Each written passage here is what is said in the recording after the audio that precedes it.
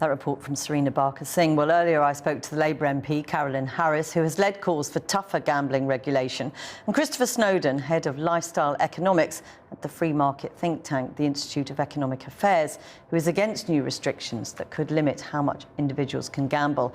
I began by asking Carolyn Harris if problem gamblers should be targeted and not the rest. The problem is it's so easy to make the crossover from being somebody who can gamble without any kind of problem and becoming addicted to it, because that's what it is. This is a mental health issue. The product itself is designed to drag you in, suck you in and keep you there. So I understand why people are saying we can't be intrusive to normal people who can go and gamble. I totally agree. But the number of people who will actually have affordability checks is so small. It'll be people who are really showing signs of excessive gambling over a specific set of hours. And that is where we need to be targeting the support and the checks.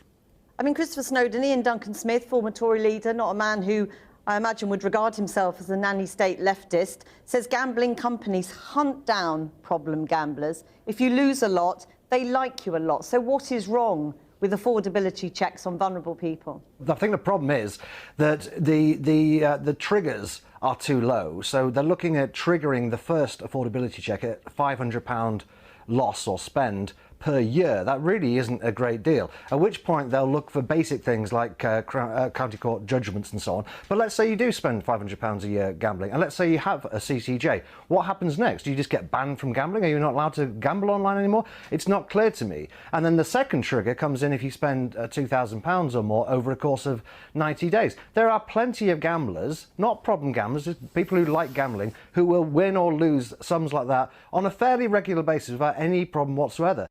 Carolyn Harris, what? One of the triggers, shaking your head. Yeah, one of the triggers is if you spend over £1,000 in 24 hours. If you've got the financial resource to spend that, then nobody's going to be doing a financial check on you. But the trouble is, so many people have not got that. They may be the smallest amount of the bookies' customers, less than 10%, but they provide over 70% of the industry's profits.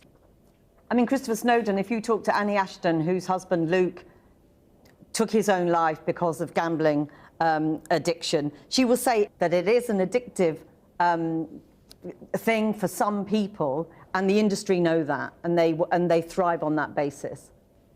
Well, I would say, frankly, that hard cases really do make bad law. There's a reason that's a cliche. It's because it's true. You need to look at these things from a broader perspective. I'm afraid you can't just say we're going to have endless incremental kind of ratchet of regulation, ultimately leading to prohibition, just because some people get into extremely difficult times with problem gambling. You say that the gambling industry has had to be dragged kicking and screaming to this, but how much is this part of the problem, this relationship between Westminster and the gambling industry? We know the industry spends huge amounts of money lobbying MPs successfully on both sides of the House, on all sides of the House. But there's an arrogance within the industry that they can buy their way out of this problem. They can't.